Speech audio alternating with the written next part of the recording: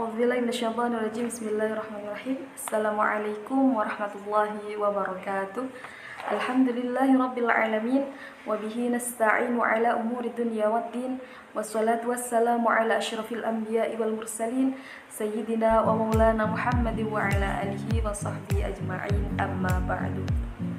Perkenalkan, nama saya Putri Alifiyah Khalidah, NIM D71219080, Prodi Pendidikan Agama Islam semester 3, Fakultas Tarbiyah dan Keguruan, UIN Sunan Ampel, Surabaya. Dari sini saya akan menjelaskan tentang perkembangan pada masa kanak-kanak yang disusun untuk memenuhi tugas mata kuliah Psikologi Perkembangan yang diampu oleh Bapak Dr. Haji Ahmad Wahid bin Zuhri, Magister Agama. Yuk mari kita simak video berikut ini ya. Ya, mengejak pada pembahasan yang akan kita bahas pada bab ini. Yang pertama yaitu pengertian masa kanak-kanak. Kemudian yang kedua, ciri-ciri pada masa anak-anak awal. Kemudian yang ketiga, perkembangan pada masa kanak-kanak awal. Yang keempat, ciri-ciri pada masa anak-anak akhir. Kemudian yang kelima, perkembangan fisik pada masa kanak-kanak akhir. Kemudian yang keenam, perkembangan kognitif pada fase kanak-kanak akhir. Kemudian yang ketujuh, ada perkembangan moral. Dan yang terakhir, upaya mengoptimalkan perkembangan anak pada usia dini. Ya, yang pertama, pengertian anak. Anak-anak adalah seorang yang masih di bawah usia tertentu dan belum dewasa serta belum menikah. Kemudian masa kanak-kanak. Masa kanak-kanak dimulai saat anak dapat berdiri sampai mencapai kematangan. Masa ini dibagi menjadi dua periode.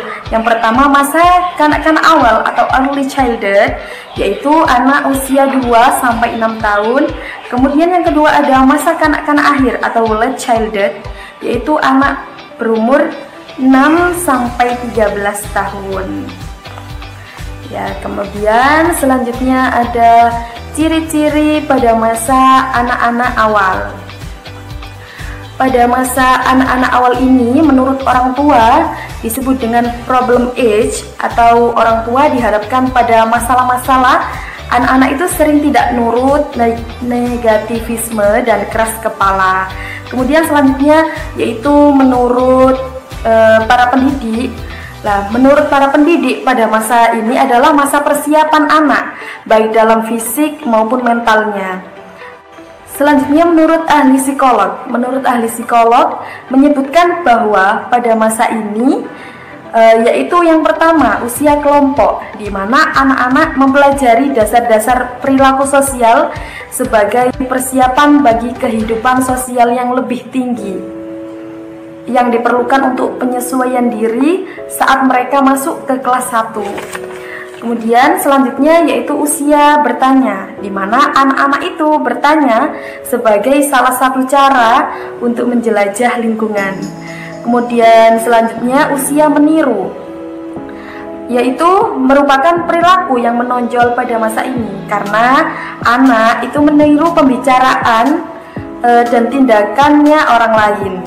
Selanjutnya yaitu kreatif, di mana pada masa ini anak menunjukkan kreativitas dalam bermain dibandingkan dengan pada masa perkembangan yang lainnya. Kemudian yang terakhir ada usia menjelajah atau eksplorasi, yaitu menunjukkan bahwa anak-anak ingin mengetahui keadaan lingkungannya, baik lingkungan itu hidup maupun lingkungan mati, dan mekanisme perasaannya serta bagaimana ia dapat menjadi bagian dari lingkungan tersebut. Ada perkembangan pada masa kanak-kanak awal. Di sini ada perkembangan fisik dan motorik. Pertumbuhan fisik berlangsung lambat dibandingkan dengan pertumbuhan selama masa bayi. Sebab apa? Karena pada masa anak-anak itu cenderung lebih cepat pertumbuhannya daripada masa bayi tersebut, khususnya pada anak usia 2-4 tahun, sedangkan perkembangan fisik pada anak-anak itu ditandai dengan berkembangnya keterampilan motorik. Kemudian yang kedua ada perkembangan intelektual. Pada anak usia 2-6 tahun itu dicirikan oleh perkembangan berupa pemikiran simbolis, Untuk anak usia 4-7 tahun itu dicirikan oleh perkembangan intuitif atau peniruan. Kemudian ada perkembangan bahasa. Nah, di sini perkembangan bahasa itu berfungsi sebagai alat untuk menyatakan ekspresi. Jadi dalam pertumbuhan anak-anak dan perkembangannya, maka bahasa itu digunakan untuk menyampaikan apa yang ada dalam hati si anak tersebut. Kemudian yang kedua, ada fungsi bahasa sebagai alat untuk mempengaruhi orang lain. Kemudian yang ketiga yaitu sebagai alat untuk memberikan nama. Nah, perkembangan bahasa pada masa anak-anak yaitu dimulai dari umur 2-2,6 tahun, yaitu anak sudah bisa menyusun kalimat dan memahami tentang perbandingan dan lain sebagainya. Selanjutnya, ketika umur 2,6-6 tahun, itu anak sudah dapat menggunakan kalimat-kalimat majemuk. Kemudian selanjutnya ada perkembangan moral. Lah, di sini perkembangan moral pada masa kanak-kanak itu masih dalam tingkat yang rendah. Maksudnya yaitu pada perkembangan moral ini anak memiliki perilaku moral yang rendah. Kemudian selanjutnya ada perkembangan sosial. Nah, perkembangan sosial anak itu sangat dipengaruhi oleh iklim sosio-psikologis keluarganya. Maksudnya yaitu anak-anak itu dapat berkembang dalam kehidupan sosial dan bisa dipengaruhi oleh beberapa lingkungan seperti lingkungan masyarakat, lingkungan sekitar, dan lingkungan keluarganya. Kemudian selanjutnya ada perkembangan emosi. Pada masa kanak-kanak yang awal itu biasanya emosi anak itu sangat kuat, sehingga dimana emosi tersebut itu bisa meninggi pada awal masa kanak-kanak yang ditandai dengan ledakan amarah yang kuat, ketakutan yang hebat, dan iri hati yang tidak masuk akal. Kebanyakan pada masa ini juga anak-anak itu melakukan tindakan yang membuat dirinya itu merasa iri dan tidak mau tersaingi oleh temannya atau orang lain. Ya, selanjutnya ada perkembangan kepribadian. Jadi pada masa ini itu anak mulai menemukan bahwa tidak semua keinginannya itu harus dipenuhi oleh orang lain dan harus dipenuhi oleh orang tuanya. Kemudian yang kedua ada perkembangan bermain. Jadi permainan bagi anak adalah suatu bentuk aktivitas yang menyenangkan dan hanya dilakukan semata-mata untuk kreativitas itu sendiri, bukan karena ingin memperoleh sesuatu yang dihasilkan dari aktivitas tersebut. Kemudian selanjutnya yang ketiga, perkembangan kesadaran beragama. Lah, sesuai dengan perkembangan intelektualnya yang terungkap melalui kemampuan bahasanya, maka saat ini tepat sekali jika orang tuanya itu mengajarkan anak-anak untuk membaca Al-Quran dengan baik dan benar, kemudian mengajarkan doa sehari-hari, kemudian mengajarkan gerakan sholat itu bagaimana dan bacaan-bacaan yang ada dalam sholat. Kemudian poin yang keempat yaitu ciri-ciri pada masa kanak-kanak akhir. Lah, di sini yang pertama ada hubungan yang kuat antara keadaan jasmani dan prestasi sekolah. Kemudian yang kedua, anak suka memuji dirinya sendiri. Kemudian yang ketiga, suka membandingkan dirinya dengan anak-anak yang lain jika hal itu menguntungkan dirinya. Yang keempat, suka meremehkan orang lain. Yang kelima, perhatiannya itu tertuju kepada kehidupan praktis pada sehari-hari. Kemudian yang keenam, ingin tahu, ingin belajar, dan realistis. Kemudian yang ketujuh, timbul minat kepada pelajaran-pelajaran yang khusus. Kemudian yang kedelapan, anak itu memandang nilai rapot itu sebagai ukuran yang tepat dalam mengenai prestasi belajarnya di sekolah. Kemudian yang terakhir, anak-anak suka membentuk kelompok sebaya atau bergrup untuk bermain bersama, dan mereka juga membuat peraturan sendiri dalam kelompoknya. Ya, kemudian yang kelima yaitu perkembangan fisik pada masa kanak-kanak akhir.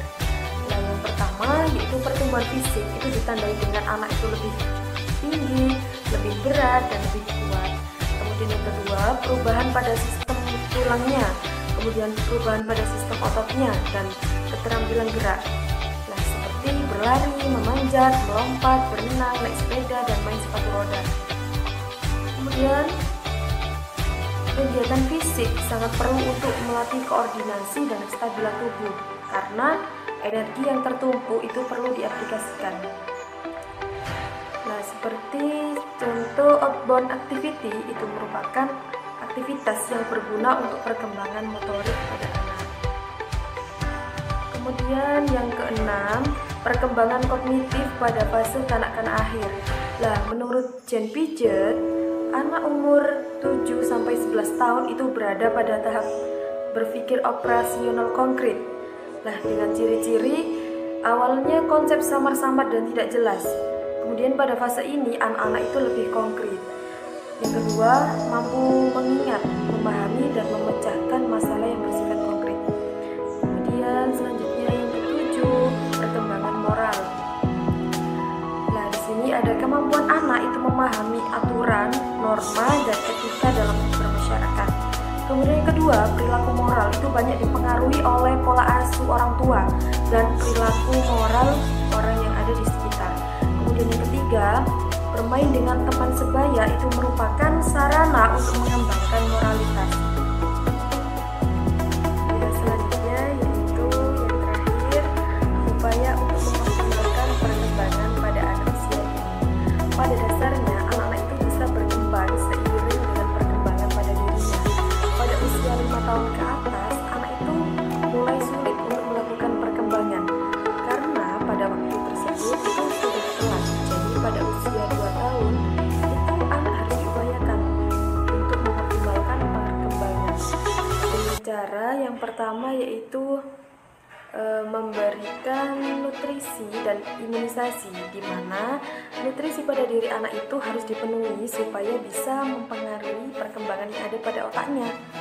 Jika nutrisi yang diberikan itu baik, maka semakin baik juga perkembangan pada otak anak tersebut. Dan pemberian imunisasi agar anak tidak mudah terkena penyakit serta dapat mengembangkan fisik kognitif pada anak-anak. Kemudian selanjutnya yaitu pemberian stimulasi, di mana pada masa ini anak diberikan rangsangan seperti anak itu diajari berjalan, anak itu diajari merangkak dan lain sebagainya. Kemudian yang ketiga yaitu pemberian kasih sayang, karena setiap anak pasti ingin disayangi oleh orang tuanya maupun orang yang ada di sekitarnya. Karena pada masa ini anak butuh kasih sayang yang khusus dari orang tuanya dan orang yang ada di sekitarnya. Kemudian yang terakhir yaitu memberikan prinsip kebersihan, di mana masa perkembangan pada anak-anak ini, anak ingin melakukan sesuatu yang membuat dirinya itu berbaur dengan lingkungannya. Biasanya anak-anak itu melakukan bermain seperti diperkenalkan bermain lumpur itu bagaimana, bermain pasir itu bagaimana. Lah, ketika anak-anak bermain lumpur pasti akan kotor, baik badannya maupun bajunya.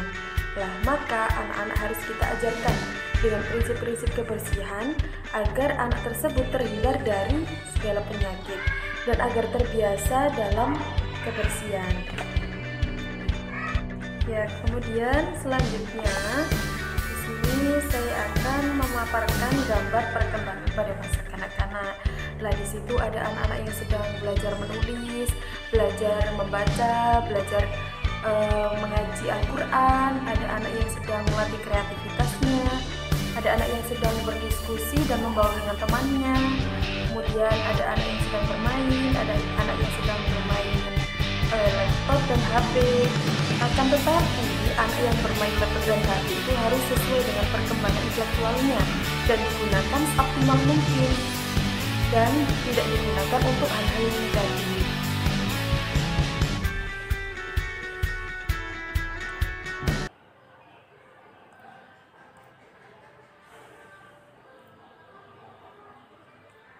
Sekian presentasi dari saya. Terima kasih atas perhatiannya. Wassalamualaikum warahmatullahi wabarakatuh.